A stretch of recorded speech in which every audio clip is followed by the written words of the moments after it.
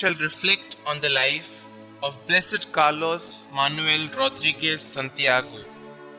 Born on the 22nd of November 1918 in Cagaos, Puerto Rico, Blessed Carlos Manuel Rodriguez experienced a terrible loss at the tender age of 6. The family home, together with the small attached store, was destroyed in a fire. Left with hardly any means of sustenance whatsoever, the young family had no option but to move in with Carlos's maternal grandparents. Providence thus brought the youngster under the strong influence of his deeply devout grandmother, an influence that, coupled with Carlos's reception of Jesus for the first time in the Holy Communion, would infuse in him a lifelong love for the Eucharist. As an altar server, he began to experience the riches of the faith through the sacred liturgy of the Church. Quite likely, it was at this time that he felt the initial call to live a life entirely dedicated to the Lord.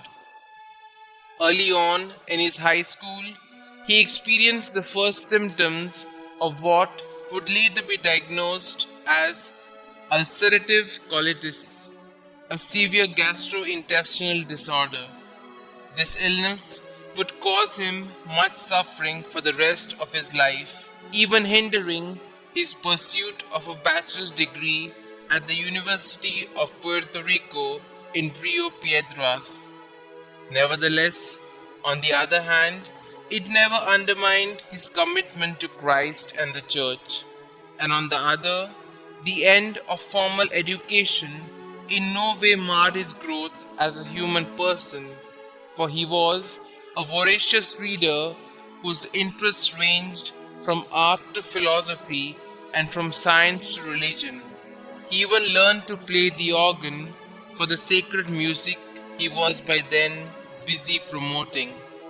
While working as an office clerk at Caguas, Guarabo, and at the agriculture experiment station, Carlos spent all his income promoting greater awareness and fostering a better understanding of the sacred liturgy.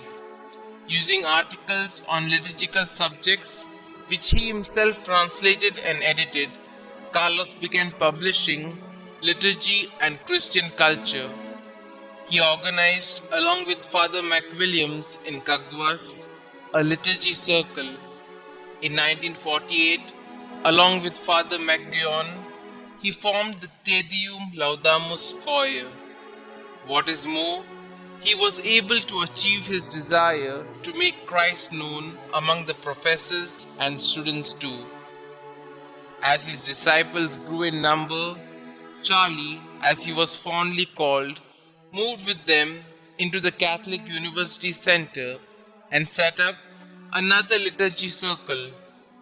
He also organized Christian Life Days for the students, impressing on them the need to live the liturgy and the Easter mystery of Christ's passion, death, and resurrection in their own individual situations. Ever conscious of the need for active lay participation, he zealously promoted the use of the vernacular in the liturgy and most especially the observance of his much-loved Easter Vigil, which to his delight was restored to its midnight hour by Pope Pius XII in 1952. Blessed with a keen foresight, this apostle of the liturgy anticipated many teachings of the Council, above all, of the Constitution on the Liturgy, Sacrosanctum Concilium. Though Carlos's physical strength was on the decline, his spirit never waned, quietly overcoming his pain with the profound joy of one who knows he is arisen in Christ.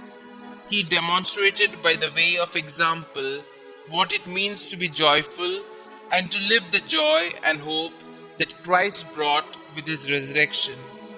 Following critical surgery in March 1963, he was diagnosed with advanced terminal rectal cancer. As his end drew near, he experienced the dark night of faith, thinking himself abandoned by God. Yet before dying, he rediscovered with joy the word he had seemingly lost, and which had given his very life a sense of purpose. He passed on to his eternal reward on the 13th of July 1963, aged barely 45. He was beatified by Pope John Paul II on 29th April 2001.